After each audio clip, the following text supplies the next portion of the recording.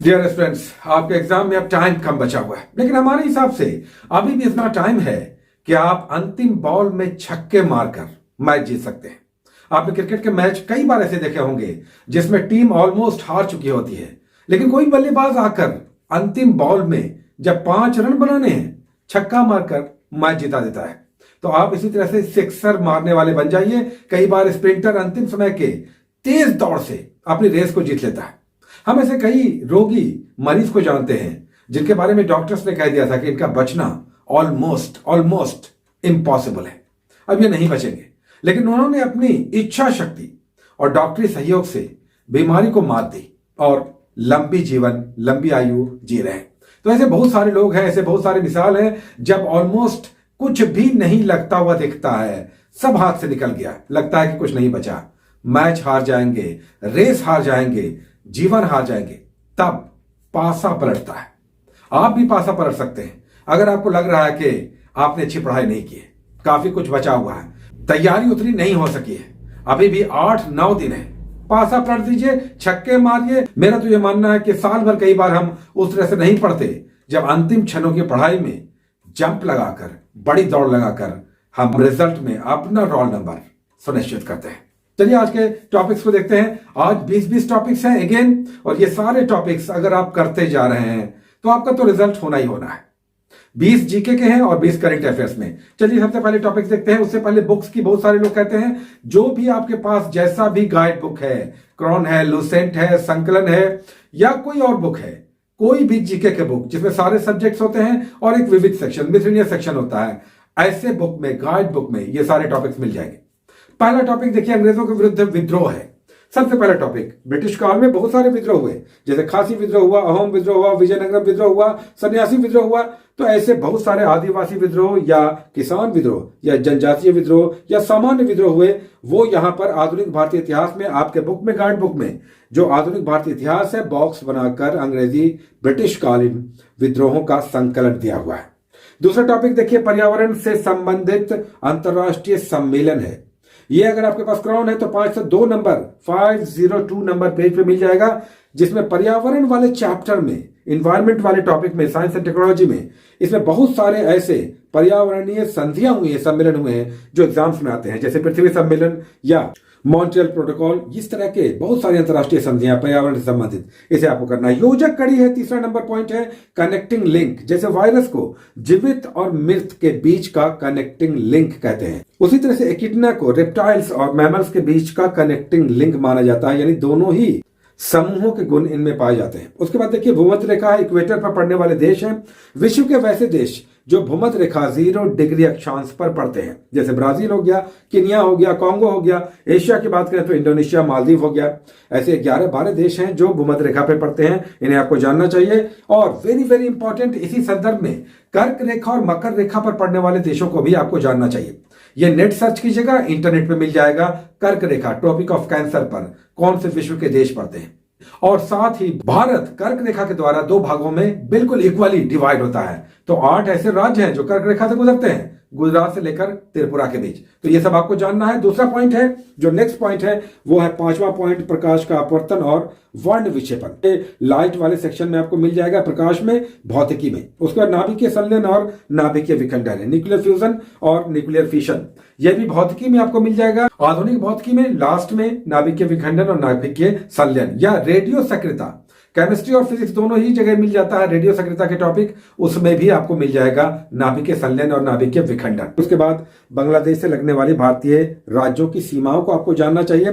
ये आपको मिल जाएगा भूगोल के परिचय में, पहला ही टॉपिक भारतीय भूगोल में मिल जाएगा कि कौन कौन से विदेशी राज्य से भारत के कौन कौन से राज्य लिंक्ड हैं या सीमा साझा करते हैं। सबसे लंबी सीमा भारत की बांग्लादेश के साथ ही लगती है। उसका संविधान के स्रोत है और भाग है, यानी सोर्सेज ऑफ इंडियन कॉन्स्टिट्यूशन और पार्ट।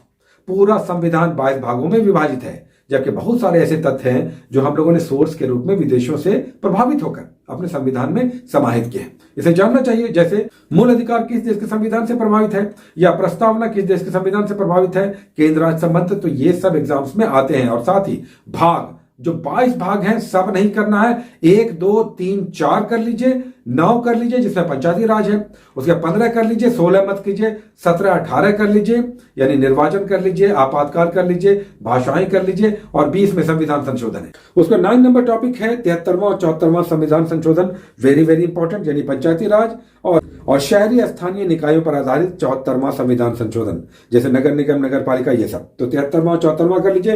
रेडियो सक्रियता है, वेरी वेरी इंपॉर्टेंट, कुछ नहीं करना है, केमिस्ट्री और फिजिक्स दोनों में रेडियो सक्रियता मिल जाता है। यूजुअली केमिस्ट्री में आपको देखने को मिलेगा, इसमें अल्फा बीटा गामा रेस को समझना चाहिए। रेडियो सक्रियता की खोज किसने की, इसका यूनिट क्या है। अल्फा बीटा या गामा, ये किरण किसी भी एलिमेंट से जब निकलता है तो उसके परमाणु संख्या, परमाणु भार पर क्या असर पड़ता है। भारत के रामसर स्थल, आर्द्र भूमि, विश्व भर के डैम यानी गीले स्थल, जिसे रामसर समझौते के द्वारा संरक्षित किया गया है, जो बायोडायवर्सिटी के लिए बहुत इंपॉर्टेंट है। रामसर ईरान में है, 1971 में इस तरह की बैठक हुई थी, उसी पर आधारित रामसर स्थल को संरक्षित क्षेत्र घोषित किया गया। जैसे चिल्का झील हो गया या लोकतक झील हो गया, ये सब रामसर स्थल है। भारत की जलोढ़ मिट्टी, काली मिट्टी और लेटेराइट मिट्टी, ये मिट्टियों के 3 कम से कम कर लीजिए। ये बड़ा टॉपिक है इसलिए हमने केवल 3 टॉपिक्स ले लिया है। जलोढ़ मिट्टी के प्रकार कर लीजिए, रेगुर मिट्टी काली मिट्टी को कहते हैं, लेटेराइट मिट्टी की क्या विशेषता है, किस प्रकार के जीवांश या खनिज पदार्थ पाए जाते हैं या नहीं पाए जाते हैं, इतना जानना चाहिए। राष्ट्रीय गीत और राष्ट्रगान को हमने फिर से सम्मिलित किया क्योंकि इस पर क्वेश्चंस रेगुलर दिखाई देते हैं, राष्ट्रीय गीत और राष्ट्रगान। उसका 14 नंबर टॉपिक है अधिकारी नियुक्ति और त्याग पत्र, जैसे राष्ट्रपति किसके सामने शपथ लेते हैं और किसे अपना त्याग पत्र सौंपते हैं। उसी तरह उपराष्ट्रपति है या सीएजी है या मुख्य न्यायाधीश हैं, इन्हें कौन नियुक्त करता है और ये किसके सामने त्याग पत्र देते हैं। अगर संभव हो तो इनकी पदावधि, टेन्योर भी कर लीजिए। संवैधानिक और गैर संवैधानिक निकाय, ये बड़ा डिफरेंट और टफ हो जाता है कई बार, जैसे कि योजना आयोग या NITI Aayog.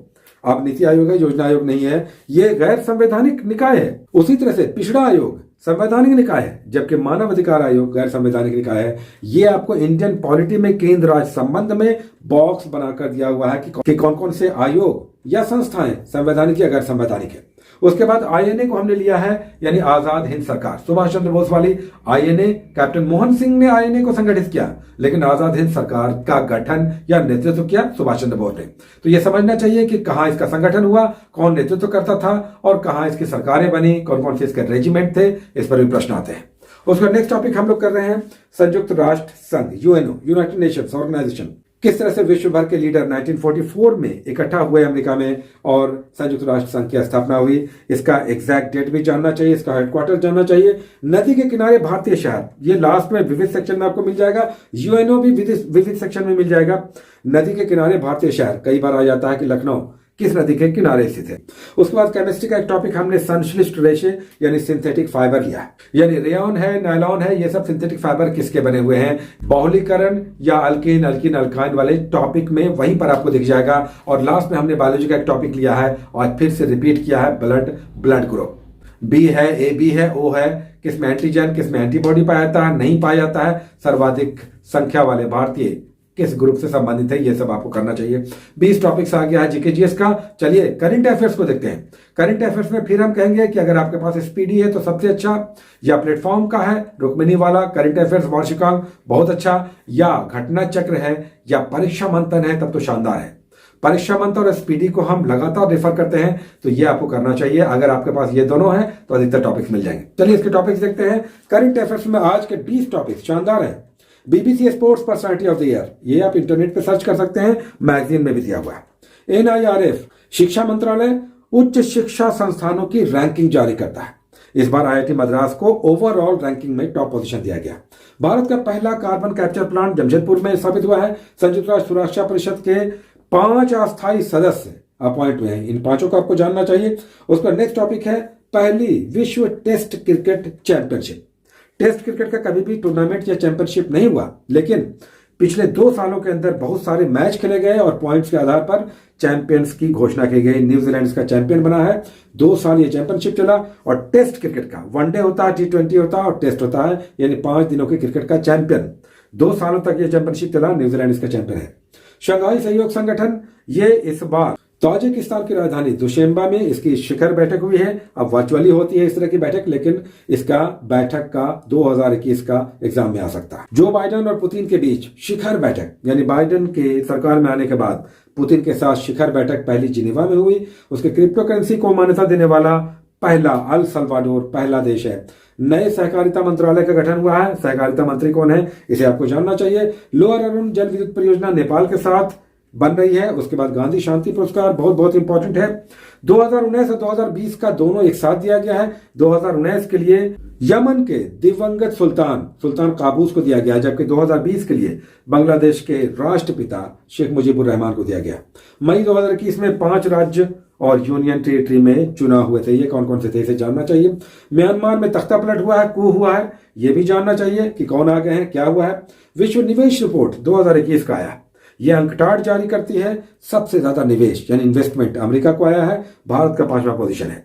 Hurun global rich list आ गया 2021 का। एलन मस्क डेफिनेटली विश्व के सबसे रिचेस्ट पर्सन है, आगे भी जानना चाहिए। उसके बाद क्वाड है, क्वाड का शिखर बैठक भी हुआ है, अमेरिका में हुआ है। क्वाड का मतलब ही 4 होता है, यानी अमेरिका हो गया, ऑस्ट्रेलिया हो गया, जापान हो गया, भारत हो गया। क्वाड देशों को आपको जानना चाहिए। इसकी बैठक अमेरिका में हुई है। आईपीएल 2021 आज हम फिर से रिपीट कर रहे हैं, ये भी एग्जाम में आने वाला ही क्वेश्चन है। उसके बाद सूचकांक को हम रिपीट कर रहे हैं 2-3 दिनों से। इंडिसेस कीजिए, अब इसके क्वेश्चन आपसे छूटने नहीं चाहिए। आर्थिक सर्वेक्षण है 2020-21 का और 2021-22 का बजट है, ये सब रिपीट हो रहा है। तो मतलब ये कि इतने दिनों तक रिपीट करने का मतलब ये नहीं कि आप इसे छोड़ दीजिए कि आप पहले कर चुके हैं, क्योंकि ये एक दिन में होने वाला नहीं है। तो ये तो करंट अफेयर्स का हो गया, 20 जीके जीएस का हो गया, इसे हर हाल में कंप्लीट कीजिए। और कहते हैं ना कि जहां चाह वहां रहा, तो इसे कीजिए। हर हाल में 40 टॉपिक्स हैं और ये शानदार टॉपिक्स हैं। अगर आपको लगता है कि रिजल्ट में हर हाल में आपको आना ही है, तो ये 40 टॉपिक्स भी आपको करना ही है। Take care.